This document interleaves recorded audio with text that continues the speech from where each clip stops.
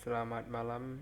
Saya Kelvin dari kelompok PBD akan mempresentasikan project yang akan kami lakukan atau akan kami buat. Kami namakan project itu adalah Morphe.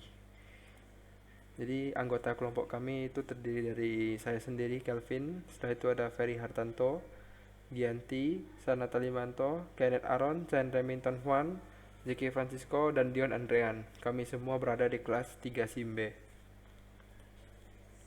Oke, jadi latar belakang proyek kita adalah pembuatan proyek tersebut berhubungan pada suatu masalah, yaitu di mana suatu perusahaan dari pihak direktur atau pimpinan tidak dapat melihat kerja karyawannya.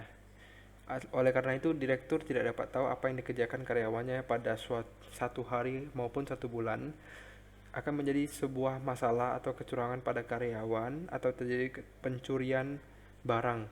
Jadi ini softwarenya akan berfungsi pada PT-PT warehouse atau PT-PT yang menyediakan gudang besar sehingga bisa tahu barang apa yang masuk dalam sehari.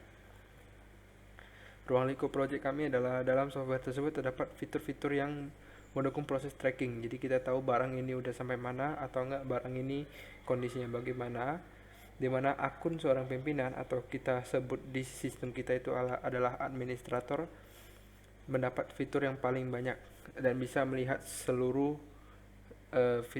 apa yang dilakukan, aktivitas yang dilakukan oleh karyawan-karyawannya. Oke, jadi penjelasan solusi seperti yang dikatakan sebelumnya atau di atas, software menawarkan berbagai solusi pada masalah di perusahaannya. Dengan barang masuk dapat diketahui sudah diterima berapa kuantiti, kondisi barangnya. Dapat diketahui record kuantiti barang tersebut dan kecurangan karyawan. Jadi misalnya jika dari barang itu sudah masuk di arah depan, yaitu kita sebut security, setelah itu diterima oleh warehouse tetapi tidak diterima oleh admin, itu berarti barang itu masih stuck di warehouse. Tetapi jika direktur atau pimpinan perusahaan ngecek langsung ke lapangan dan hasilnya berbeda, berarti ada masalah di lapangan yang terjadi. Jadi di sistem kita memisahkannya menjadi 3 bagian, yaitu security, di mana itu yang paling depan, yang kedua adalah warehouse, yang ketiga adalah admin. Jadi rancangan IRD kami itu seperti ini. Di paling kiri ada yang namanya user data. Di user data ini kita akan akan terdapat beberapa field, yaitu ada user ID, which is adalah primary key-nya, ada username, password, dan user type. User type ini yang akan menentukan user ini adalah tipe orang security, workshop, atau nggak admin. Dari user type ini kita bisa tahu user ini bakal masukin ke record mana. Jadi misalnya user type-nya itu security, maka kita akan membuka atau user tersebut mampu untuk membuat record atau row untuk security action atau activity. Di sini ada tabel bernama security action.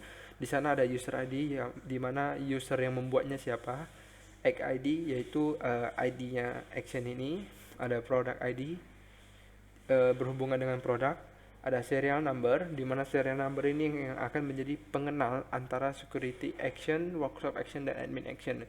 Jadi mereka bertiga harus meletakkan serial number yang sama. Setelah itu ada quantity dan ada condition.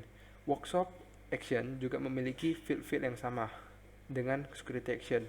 Admin action juga sama, tetapi admin action memiliki total price. Jadi di sini adminnya itu berfungsi menjadi penerima terakhir dan yang mencatat harganya berapa. Dimana ketiga ini akan terhubung ke produknya. Produk di sini kita bisa masukin produk ID, ada produk name dan price.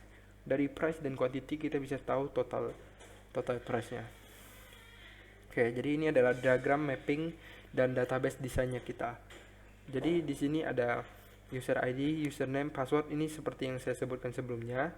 Ini merupakan yang warna biru merupakan nama tabelnya dan sisanya merupakan nama kolomnya. User ID kita biasanya menggunakan integer, username, password menggunakan varchar, user type juga menggunakan varchar. Security action ID integer, product ID integer di mana merupakan foreign key dari produk. User ID juga integer yang merupakan foreign key dari user data. Sedangkan di sana ada juga serial number yang merupakan integer, hanya berbentuk nomor, tetapi ini juga berdasarkan perusahaan-perusahaan mana. Beberapa perusahaan menggunakan angka dan huruf, tetapi di sini kita akan hanya menggunakan huruf. angka. Setelah itu ada quantity, integer, dan condition itu varchar. Jadi kurang lebih sama. Total price kita menggunakan float. Untuk produk ID-nya juga kita menggunakan integer, produk name-nya kita menggunakan varchar, produk price-nya kita menggunakan float. Jadi ini adalah diagram mapping dan database design dari kami. Selanjutnya kami akan menunjukkan proses yang sudah kami buat. Kami sudah menyelesaikan bagian login formnya, tetapi untuk desainnya masih belum diperbagus lagi. Jadi sekarang kita memastikan fungsinya berjalan dengan baik.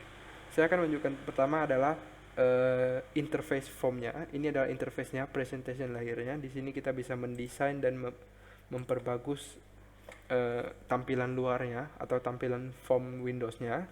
Yang kedua adalah logic layer. Di sini ada logic layer. Jadi ketika button ini diklik, maka akan memanggil sebuah logic yang bernama logic button click.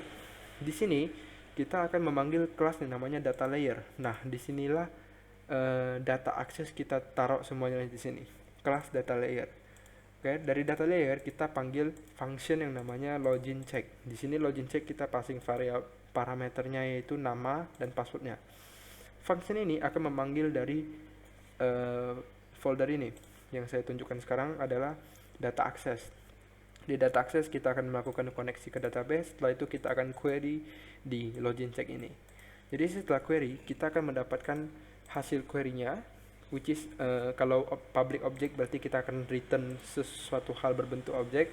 Setelah itu akan dipassing kembali kepada logic. Di sini kita bisa tahu usernya benar atau enggak. Setelah itu kita bisa passing active ID-nya. Jadi kita bisa passing user yang sedang aktif sekarang itu ID-nya berapa.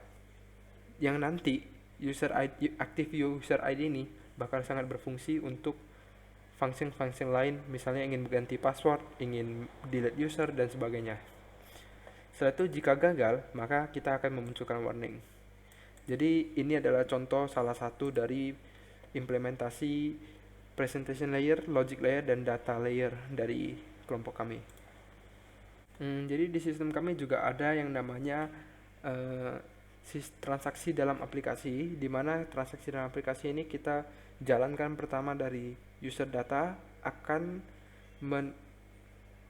mempassing data usernya kepada security atau warehouse atau admin, di mana tiga ini kita akan tentukan dari user type pada user data. Setelah itu dari sana kita bisa tahu para security atau para workshop atau para admin ini bisa membuat row untuk mereka masing-masing.